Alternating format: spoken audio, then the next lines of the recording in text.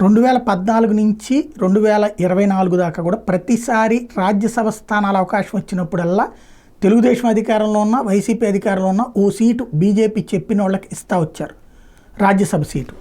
ఒక్క last season అంటే మొన్న జగన్మోహన్ రెడ్డికి మూడవసారి అప్పుడు మాత్రమే ఇవ్వలేదు. అదానీకి ఇస్తారు అన్నటువంటి ప్రచారం జరిగింది, తీసుకోలేదు బీజేపీ. అప్పుడు కూడా ఎవరికో ఇప్పించారు అన్నటువంటి ప్రచారం అయితే జరిగింది.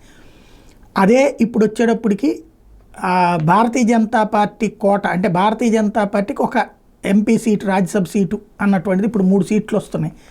ఈ మూడిట్లో ఒకటి తనకి ఇప్పించమని అంటే బీజేపీ ఒకటి, జనసేన ఒకటి, తెలుగుదేశం ఒకటి అని కాకుండా 3 తెలుగుదేశమే తీసుకుంటుంది అన్నటువంటి నేపథ్యంలో రాజీనామాలు చేయించింది ఆ పార్టీనే. కాబట్టి తన సోదరుడికి ఇప్పించమనినే నాగబాబు గురించినే పవన్ కళ్యాణ్ ఢిల్లీలో మాట్లాడారు.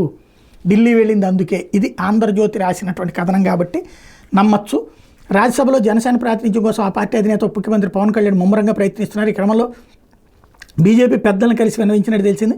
రాష్ట్రంలో ఖాళీ అయిన 3 రాజ్యసభ స్థానాల్లో తమకు ఒకటి కేటాయించాలని ఆయన కోరినట్టు సమాచారం. ఢిల్లీ పర్యటనలో భాగంగా ఈ విషయాన్ని కేంద్ర పెద్దల వద్ద ఆయన ప్రస్తావించినట్టు తెలిసింది. పవన్ చర్చలు ఫలిస్తే ఆయన అన్న జనసేన పార్టీ ప్రధాన కార్యదర్శి నాగబాబు పెద్దల సభలో అడుగుపెట్టడం నల్లేరు మీద నడకే కానుంది. జనసేన ఆవిర్భావం నుంచి నాగబాబు పార్టీ కోసం పనిచేస్తున్నారు. ప్రస్తుత పార్టీ ప్రధాన కార్యదర్శిగా ఉన్నారు. సార్వత్రిక ఎన్నికల్లో అనకాపల్లి పార్లమెంట్ స్థానం నుంచి పోటీ చేయాలని నిర్ణయించుకున్నారు.